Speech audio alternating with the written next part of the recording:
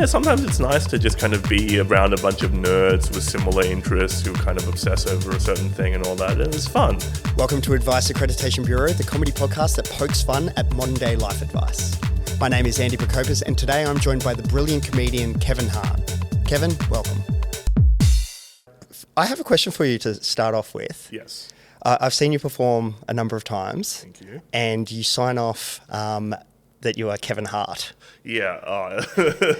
Well, so I legally changed my name recently because I took on my mum's maiden name because I married my mum. No, this is a joke. What am I, Italian? No, I changed my name to Kevin Hahn because when I was getting married to my wife, It's mandatory. Uzbekistan. Yeah. When I was getting married to my wife, because I'm not particularly attached to my last name. She's not particularly attached to her last name. We're like modern young people or whatever. So she was just saying that like, oh, how do you feel about me having? Because I've got an estranged dad, and so she was saying like, oh, how do you feel about me having your dad's surname? And I was like, oh, it's your decision. Yeah. But then she asked, how do you feel about our children having your dad's surname? And I was like, oh, absolutely not. No. Yeah. So we changed it to my mum's last name. Got it. Which is Hahn. So my name is Kevin Hahn, and sometimes when I've been brought on stage, people mishear it and go, oh, I thought it was Kevin Hart. Like, I thought we were in this basement in Surrey Hills with 15 audience members and Kevin Hart was going to appear.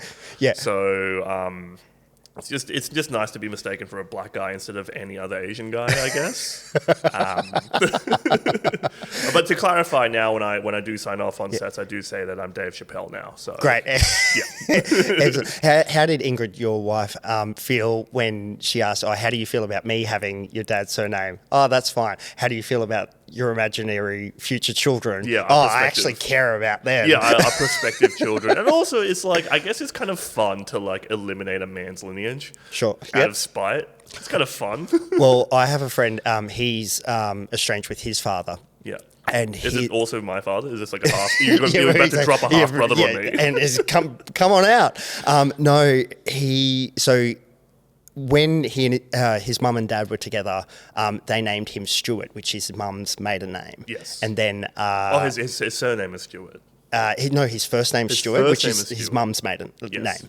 And then his parents got estranged, and so he's like, I don't want my surname to be my dad's, and so he changed it to his mum's surname. So he's legally Stuart. Wow. Okay. And how big or little is he? I think normal size. Normal, Stuart normal. Okay. Oh, yeah, he's not okay. Yeah, he's also a human man and not a tiny little mouse. He's not a mouse. Yeah. But thank you for coming along and joining us at the Bureau. And so I think the first point of order is asking you what advice you absolutely swear by. Oh, what advice do I absolutely swear by? It's an interesting question because I don't know. I've received. I mean, like I know I'm a modern man. I've gone to mental health work. It's kind of like. Sorry, it's just like a. This is a very terrible answer. I feel like a politician dodging a question. But no, like, what advice do I swear by? I don't really. I know what advice I don't swear by. I think that would be more easy for me to talk about. Yeah. Well, we'll get to that. Yeah. Okay. All right. Okay. So you're still okay. I'm still in the hot seat. What advice do I swear by? Drink more water. I don't know. Like, I also am like addicted to my phone. Which no one talks about. But like, I remember in my old share house, like my mate who I was living with, he just said this one time, and he just said, "Bro, anxiety." He said, "Bro, anxiety is so fake. Like, if you have a thought that you don't like, just have another. They're just thoughts." Like, just have a different one. If you didn't like that thought, just have another one. And has that worked for you? I mean, it's kind of already what I was already doing. I guess I think he just kind of, from first principles, reinvented cognitive behavioral therapy. You know what I mean? Like, all human wisdom has existed through all of history, and people back then had roughly the similar tools that we have now, right? Yeah. Like, if you have a thought that you don't like, just have it again. Yep. Just have another crack at it. And that's the solution to all anxiety, and it's really that easy. Just problem solved. Like, as an anxious overthinker myself, I think having another thought is the problem. Oh, interesting. You want to be more like zen about it. Yeah, it's you want that like clearing of mind. Interesting. Yeah. Interesting. Yeah. Well, but the thing is, though, like, do you ever have thoughts that you're like, oh, that's good, that's enough? Like, do you ever have a thought that's enough to like close the loop on what you're going through? Not if I'm like he's presented it as a solution to anxiety. So if I'm anxious about something, which is becoming less and less as I've kind of sought help and gone through the right channels, not gone to your mate, and maybe I should try that next. But if I'm in an anxious spiral, having another like a different thought isn't necessarily going to bring me out. That said, I haven't tried it. That's very fair. That's very fair. I guess also, like, I mean, with all the knowledge that we have about, like, you know, the limbic system and the nervous, like, all this kind of neuro stuff that doctors know about and we roughly regurgitate on social media, it's like, we are an animal being. I like to sometimes think of, like, am I having a human moment or an animal moment? You know? And, like, when I'm having an animal moment, I'm like, okay, cool. Well, I just need to, like, close the loop somehow, you know? Like, you know, it's like how, like, antelope or gazelles, like, shake a lot after they escape being chased by a leopard. Well, the amygdala is called, like, the child's brain, the chimp brain, the reptilian brain. It's and... yeah, I think amygdala would be a beautiful name for a girl. But it is honestly like the lunar calendar up there. Interesting. Which today is Lunar New Year. No, it's not. Oh, no, it is. Sorry, let's retake that again. By the time that we're publishing this, it will be Lunar New Year. But yeah, I think we just need to pick, like, I guess that name is amygdala. Yes. But that's also the thing about the English language. I think we overcomplicate things. Really? There are just so many different words for the same thing. And over Christmas, I was back home, and my niece. So I've got a 30-year-old niece. Yes. And As we do. And she's got 2 kids, and her daughter has a book called My Private Parts Are Private, and they they call it a penis, a vagina, like proper medical terms for a just shy of 2-year-old. And I was like gobsmacked, not like in a bad way, but it's just I kind of like the clean lines of not the wah-wahs and etc. Yeah.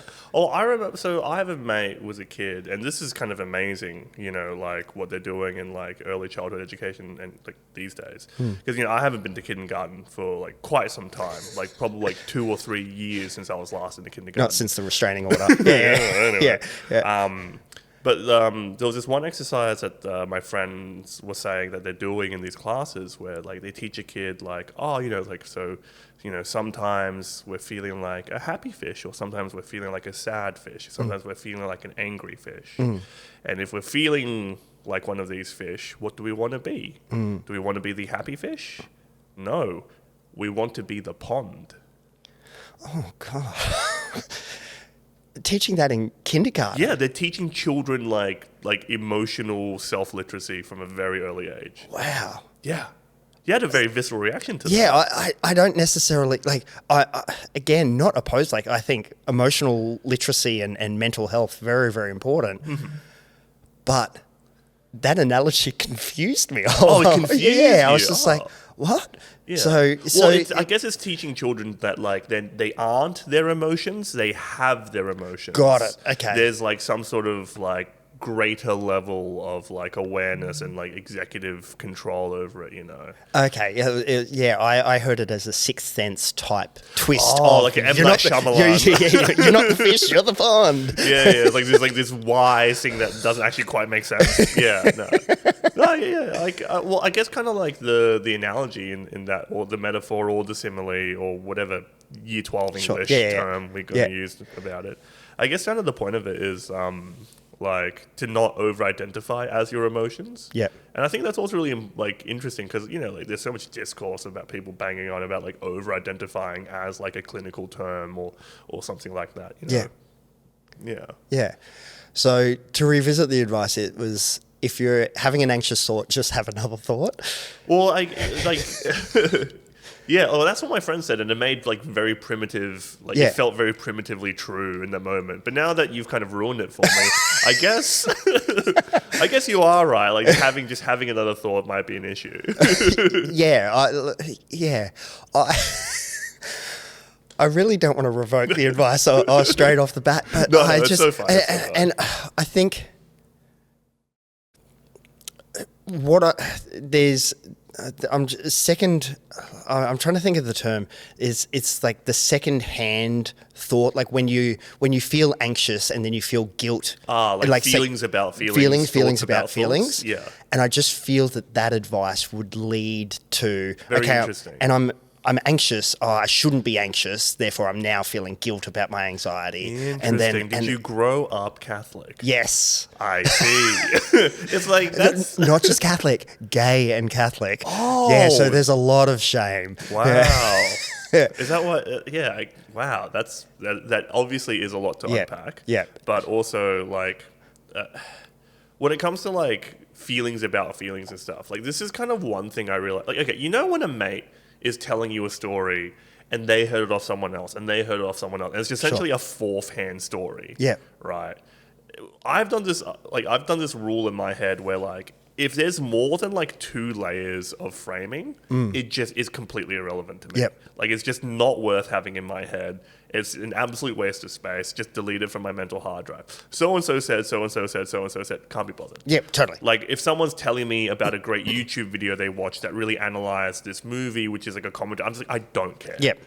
Why should I care? Yep. Right. And I kind of have like, I used to also like be a very anxious person. I got formally diagnosed with an anxiety condition of OCD when I was a teenager, which is one of the most treatable conditions, fortunately. Yep. And so, yeah, like you, I used to like overthink things and think about thinking and think about thinking and think about thinking, right? But now I just don't do that anymore. Yep. I've simply chosen, I simply turned it off. You've had another thought. Yeah. Look, as it stands, I'll have to revoke that advice. Yes, of course. But which is a good segue to a piece of advice that you think is absolute nonsense. Yes, absolutely. I used to be a teenage punk. I used to go to a lot of like DIY spaces when I was a teenager. A lot of like record store shows, house shows, warehouse shows, that type of stuff. And like you get to like meet a lot of like very interesting people when you are part of like, a fringe subculture. It was a really cool adolescence I had. But I remember like this one piece of advice, like in my 15-year-old brain, just hanging out with a lot of adults as well. Yeah. Just making friends with people with more advanced frontal lobes than me. I got this one piece of advice from this guy who's like this crust punk from like Melbourne who was visiting or whatever. And he was just saying like, man, I don't get why people talk so badly about heroin when they haven't even tried it. And I was just like, oh. Like, you know when you're a kid and you have these moments where you're like, oh, I think I'm smarter or I have more knowledge or wisdom than someone older than me? Yep. It was one of those moments. And I was just like, oh, like... The old don't knock it till you try it. Yeah, like that doesn't apply to like opioids, does it? Yeah. Oh.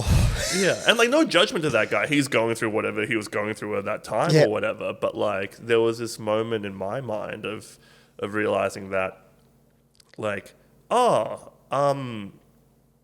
sometimes you can just go through life just not knowing things. Yeah. Yes, I absolutely agree with that. And agree with you don't necessarily need to try heroin to know that it's not good. Yeah. But I love to know where, like, if someone said, oh, never go to Paris, and you ask them, have you been to Paris? Oh, no, I've never been. You would just go, what the hell are you talking about? Well, that was just racist. Sure. So there is a line there. Yes. And I wonder where that line is. Like, drugs, bad. Yeah. Well, I travel. Also, Where does like TV shows, like you wouldn't necessarily say, hey, you absolutely should watch The Bear. Have you seen it? No. Yeah. Exactly. Well, I guess it kind of goes back to that idea I was saying earlier of just like, if information is too diluted, it's information about it's a thought about a thought about a thought about a thought, then the less tethered to the real world it is. Have you ever been part of a fandom that has an ecosystem outside of the actual thing, like Game of Thrones? Like there's a world that exists. Yes. Outside of the HBO or well the books, but the HBO show as well. Yeah. Where you can enjoy it on so many different levels. I really like Rae Jepsen. Right, I'm a big Rae. She was like probably like my number one or number two most listened to in one of those years or whatever. Like it is nice to like kind of simulate the feeling of being part of a religious community. Yeah. Right, it is nice to feel connected to others over a thing, whether it is your deep philosophical insights into the world or like teenage girl emotions, which very often are the same thing. Yeah. Like I guess to answer your question is like, sometimes it's nice to just kind of be around a bunch of nerds with similar interests who kind of obsess over a certain thing and all that, and it's fun. Yeah. And it's nice to kind of dip your toe into that every now and then. Enjoy responsibly is what I say. But are there layers to like? I enjoy Rae Jepsen. I love her songs and her albums. Yes, she is a true album artist. She is a true album artist. Her concerts are pure joy. Yes, that's full stop for me. Yes. Are there more layers to the Rae Jepsen fandom? Let me put it this way. I at this point in my life don't really feel the need to like identify as much of anything. I don't think that defining ourselves by what we consume is necessarily healthy. Sure. Yep. All of the time. It can be fun, Yep. Consuming things that aren't healthy is very often fun. That's actually part of the the dangers of it all sometimes. Yeah. But heroin, yes. Apparently. Yes. Well, So this is a non-answer. No. Like, no disrespect to Rae. Yes. Big fan. Yes.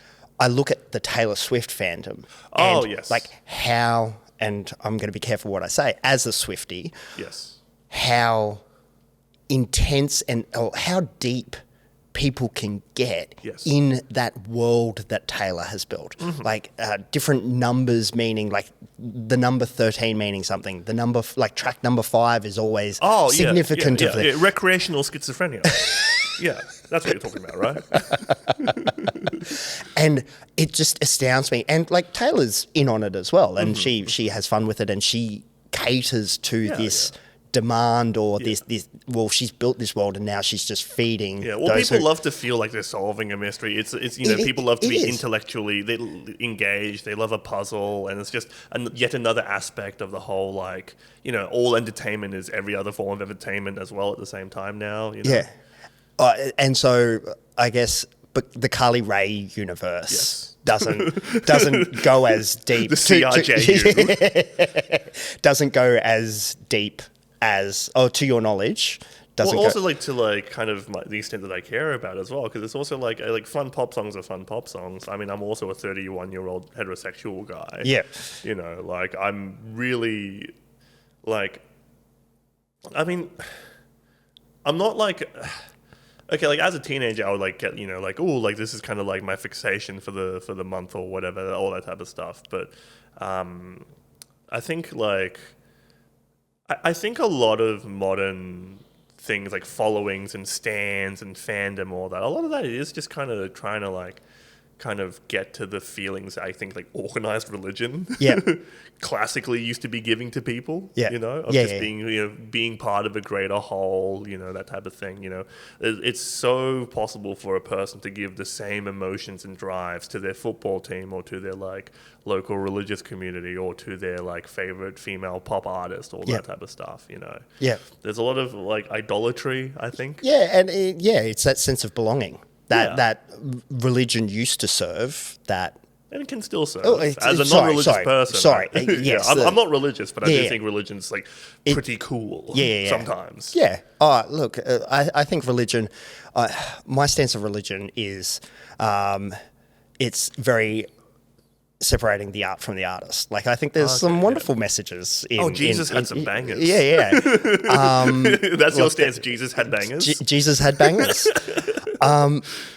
But, yeah, the industrial complex of... But just going back to the advice, I would absolutely agree with you that you don't need to try heroin to know that it is bad. Yeah. With bad advice, I'm going to agree with you and revoke it. Yes. Lovely. Yeah. So we've come to the segment where a listener has written in. Oh, lovely. And by listener, it's a mate who I've badgered to help me out as I launch this podcast.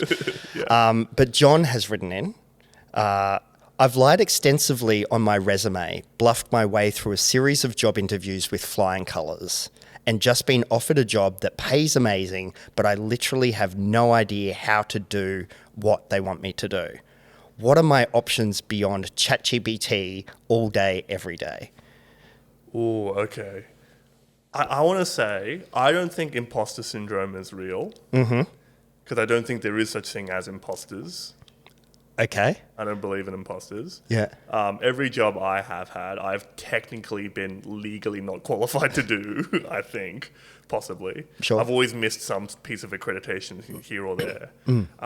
I guess if you're able to bluff this hard, just keep going. Like, why? Like, if you're telling me, hey, I keep succeeding, then why not just keep doing what you're already doing?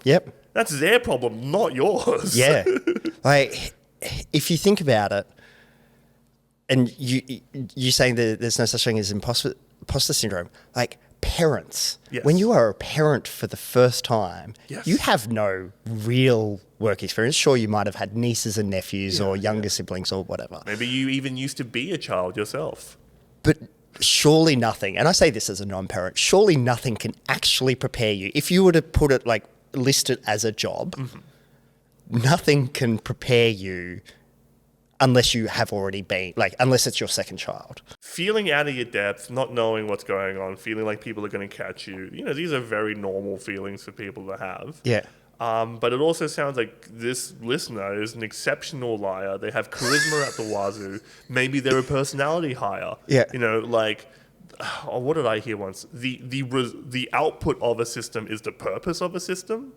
Yeah. Okay. So it's like what happens is what's meant to be happening, regardless of what the pretense actually is. So if this is such a high-paying corporate position and it's so important, and you found your way to like just go through all the gates, maybe the gates weren't the gates that you were looking at, but you still managed to go through them. Yeah.